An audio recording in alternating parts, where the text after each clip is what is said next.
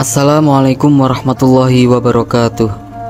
569 tahun silam, kronologi pembebasan Konstantinopel, 29 Mei 1453 Masehi.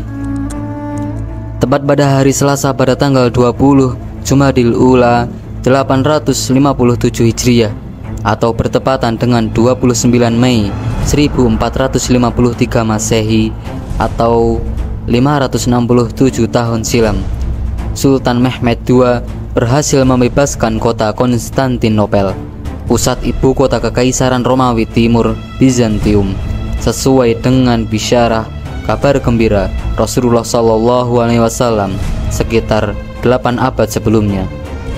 Bisyarah Rasulullah yang disampaikan oleh Abdullah ibnu Amr pada sahabat.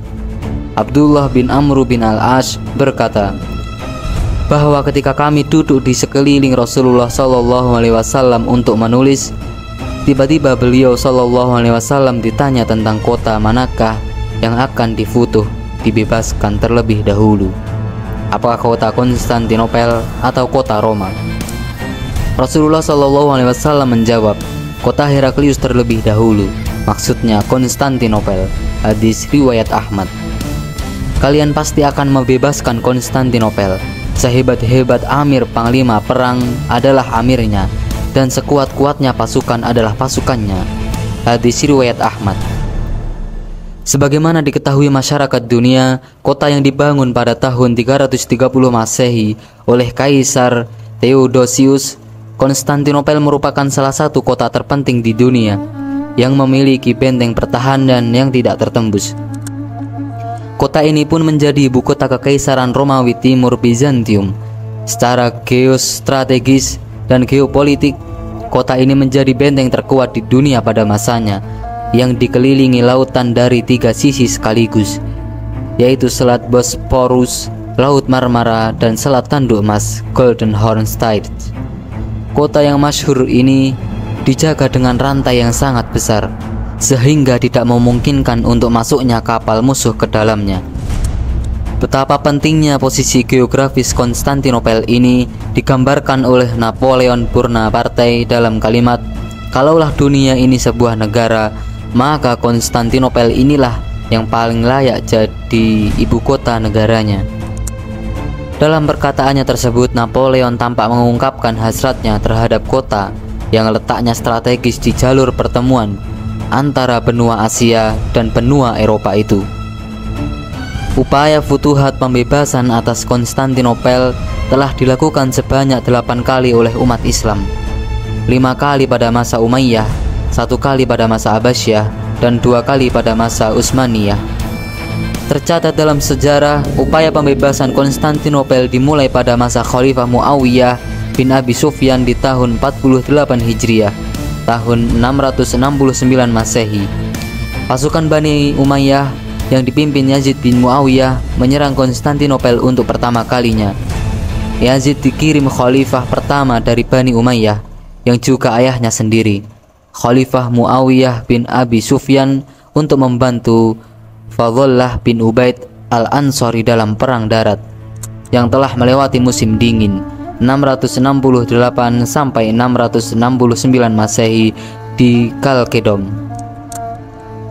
Pengepungan dilakukan di musim semi sampai musim panas. Dalam pengepungan selama beberapa bulan ini, pasukan tidak dapat menaklukkan kota itu. Saat pengepungan ini, Abu Ayyub al-Ansari wafat. Jasadnya dimakamkan di dekat dinding Konstantinopel sesuai wasiatnya. Tahun 674 Masehi, pasukan Umayyah kembali melakukan serangan ke Konstantinopel yang dikenal dengan sebutan Perang 7 Tahun, 674 sampai 680 Masehi, yang dilakukan oleh 2 angkatan laut dekat Konstantinopel. Namun, penggunaan senjata Yunani yang ditemukan oleh Kallinicus yang mudah terbakar berhasil menyelamatkan Konstantinopel.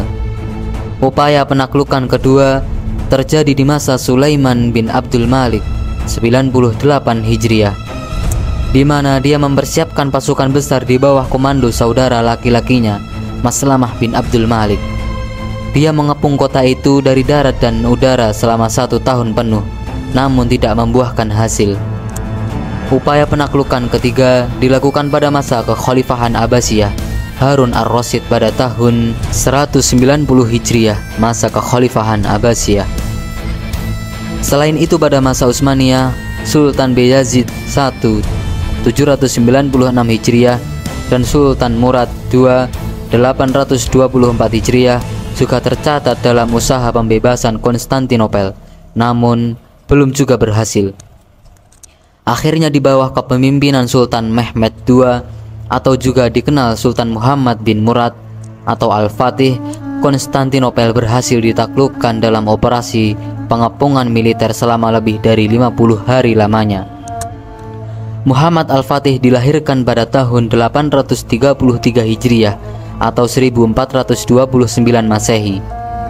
Ia menjadi pemimpin pada usia muda 22 tahun. Ayahnya Sultan Murad telah menunjuk ulama Syekh Ahmad bin Ismail Al-Qawrani untuk mengajar dan membesarkannya. Al-Qawrani merupakan seorang ulama dan cendekiawan. Ia kemudian pergi ke Kairo dan belajar hadis dari Ibnu Hajar. Selain itu, Sultan Muhammad Al-Fatih juga mempelajari Al-Quran, fikih serta matematika, geografi, sejarah, dan ilmu militer. Dia dapat menguasai beberapa bahasa selain Turki seperti Persia dan Arab. Sejak kecil, Al-Fatih telah dididik oleh ulama-ulama besar zamannya, khususnya Syekh Ahmad Al-Qawrani yang mengajarkan kepadanya Al-Quran dan Syekh Syamsuddin yang tidak hanya menanamkan kemampuan beragama dan ilmu Islam, tetapi juga membentuk mental pembebas pada diri Muhammad Al-Fatih. Syekh Syamsuddin selalu membekali Al-Fatih dengan cerita dan kisah para penakluk, kisah syahid dan mulianya para mujahid, dan selalu mengingatkan Muhammad Al-Fatih tentang bisyarah Rasulullah dan janji Allah yang menjadikannya seorang yang memiliki mental seorang penakluk. Dialah yang selalu mengingatkan Muhammad Al-Fatih mengenai hadis Rasulullah Shallallahu Alaihi Wasallam mengenai penaklukan Konstantinopel yang berbunyi, kota Konstantinopel akan jatuh ke tangan Islam. Pemimpin yang menaklukkannya adalah sebaik-baik pemimpin, dan pasukan yang berada di bawah komandonya adalah sebaik-baik pasukan. Hadis riwayat Ahmad bin Hanbal Al-Musnad 4.335. Sejak itu Sultan Muhammad Al-Fatih bertekad untuk menaklukkan Konstantinopel. Berikut kronologi pembebasan Konstantinopel oleh Sultan Mehmed II, Muhammad Al-Fatih. Persiapan untuk menaklukkan Konstantinopel, Istanbul masa kini, dimulai pada tahun 1452. Meriam-meriam besar yang diperlukan untuk pengepungan besar dibentuk di Hungaria. Kastil Rumeli di sisi Eropa dibangun untuk mengendalikan jalur air di Selat Bosporus. Armada perkasa dibuat dengan mendirikan 16 galangan kapal. Jumlah prajurit dilipat gandakan. Rute pasokan logistik ke Bizantium dipastikan berada di bawah kendali Utsmani, dan akhirnya kesepakatan dibuat dengan orang-orang Genoa untuk menjaga agar Galata netral selama pengepungan tersebut. Di Adrianopel, meriam-meriam besar dibangun di bawah pengawasan dua insinyur, salah satunya seorang Muslim dan lainnya seorang Hungaria bernama Urban. Salah satu meriam terbesar yang pernah dirakit, rudalnya mempunyai berat 300 kg dan jangkauan tembaknya mencapai lebih dari 1 mil. Pada bulan April 1453, pasukan perbatasan Utsmani pertama kali terlihat di depan kota. Pengepungan dimulai. Berikut ini adalah garis waktu kronologis dari poin-poin penting penaklukan. 5 April 1453, Sultan Mehmed II memposisikan 80.000 sampai 100.000 pasukan di luar tembok Konstantinopel. Ada versi yang menyebutkan 250.000. 120 armada kapal Utsmani bersiaga di perairan. Sementara armada Konstantin 11 dengan bantuan Venesia menghadang dengan 26 kapal dan 7.000 prajurit. Skema bantuan Katolik Eropa tidak efektif. 6 April 1453, Sultan Mehmed mendirikan kemah kekaisarannya di dekat pintu St. Romanus di lingkungan Topkapi. Pada hari yang sama kota itu dikepung dari tanduk emas Golden Horn ke Laut Marmara dari daratan. 6-7 April 1453, meriam pertama ditembakkan. Beberapa benteng di lingkungan Edirne-Kapı hancur. 9 April 1453, Baltaoglu Sulaiman Bey meluncurkan serangan pertama untuk memasuki inlet tanduk emas. 9-10 April 1453, beberapa benteng di Bosporus diambil. Baltaoglu Sulaiman Bey merebut Kepulauan Marmara. 11 April 1453, tembok besar dimombardir oleh tembakan meriam. Lubang dan celah dibuka di sana sini. Kehancuran serius yang ditimbulkan oleh pemboman tanpa henti. 12 April 1453, armada Utsmani menyerang kapal-kapal yang melindungi tanduk emas Golden Horn. Kemenangan kapal-kapal Kristen menurunkan moral pasukan Utsmani. Atas perintah Sultan Mehmed II, kapal-kapal Bizantium dihantam oleh tembakan mortir dan satu kapal tenggelam. 18 April 1453, Sultan Mehmed II memberikan perintah penting pertamanya. Serangan itu berlangsung 4 jam tetapi tersebar. 20 April 1453, pertempuran laut terjadi di dekat lingkungan Yeni-Kapı antara armada Utsmani dan 4 kapal perang Bizantium dengan 3 kapal pasokan penuh makanan dan senjata yang dikirim oleh kepausan. Sultan Mehmed II datang sendiri ke pantai dan memerintahkan Baltaoglu Sulaiman Pasha untuk menenggelamkan kapal-kapal itu dengan cara apapun yang memungkinkan. Armada Utsmani tidak bisa menghentikan kapal musuh. Dengan kegagalan ini, pasukan Utsmani kehilangan semangat dan menunjukkan tanda-tanda kekalahan. Tentara Utsmani mulai membelot dari tentara. Segera, Kaisar Bizantium ingin mengambil keuntungan dari situasi ini dan menawarkan kedamaian. Tawaran itu didukung oleh Wazir Kandarli Halil Pasha tetapi ditolak oleh Sultan Mehmed II. Pengepungan dan pengeboman benteng dengan meriam berlanjut. Selama kekacauan dan perasaan kekalahan yang meluas ini, sepucuk surat dari guru spiritual Sultan Aksyamsuddin menjanjikan kabar baik tentang penaklukan tersebut. Terdorong oleh dukungan spiritual ini, Sultan Mehmed II meningkatkan serangan dan memutuskan untuk menambahkan unsur kejutan. Armada Utsmani yang berlabuh di Teluk Dolmabahce akan dipindahkan ke tanduk emas melalui darat. 22 April 1453, pada dini hari Bizantium terkejut dan ngeri ketika mereka melihat kapal-kapal Utsmani bergerak turun di perbukitan pelabuhan. 70 kapal yang diangkut oleh sapi dan diseimbangkan oleh ratusan tentara melalui tali tergelincir di atas seluncuran. Menjelang sore, kapal sudah berada di dalam teluk yang terlindungi dengan baik. Penampilan mengejutkan armada Utsmani di teluk menciptakan kepanikan di antara penduduk Bizantium di Konstantinopel. Dinding di pantai tanduk emas menjadi tempat yang rentan dan beberapa pasukan Bizantium dipindahkan ke sana. Ini melemahkan pertahanan dinding tanah. 28 April 1453, upaya untuk membakar kapal-kapal Utsmani di teluk dicegah oleh tembakan meriam berat. Sebuah jembatan di bangunan antara lingkungan Ayvansaray dan Sutluke untuk menyerang dinding yang terletak di tepi teluk. Tawaran penyerahan tanpa syarat disampaikan kepada Kaisar Konstantin melalui Genoa. Jika dia bersedia menyerah, ia dibebaskan pergi kemanapun, bahkan nyawa dan harta rakyatnya akan selamat. Kaisar Konstantin pun menolak tawaran ini. 7 Mei 1453, serangan selama 3 jam diluncurkan di Arus Bayram Pasha dengan kekuatan 30.000 pasukan, tapi menuai kegagalan. 12 Mei 1453, serangan menggelegar yang dilakukan ke titik antara Istana Tekfur dan Edirne-Kapı dikalahkan oleh pertahanan Bizantium. 16 Mei 1453, ketika terowongan bawah tanah menggali ke arah Agrikapi memotong terowongan bawah tanah Bizantium, sebuah pertempuran bawah tanah meletus. Pada hari yang sama, upaya untuk memotong rantai besar yang menghalangi pintu masuk tanduk emas gagal. Hari berikutnya serangan itu diulangi, tetapi sekali lagi berakhir dengan kegagalan.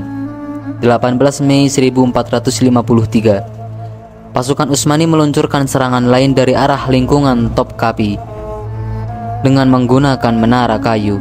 Bizantium membakar menara di malam hari dan menggosokkan parit yang diisi oleh Ottoman. Selama hari-hari berikutnya, pengeboman terhadap dinding tanah dilanjutkan.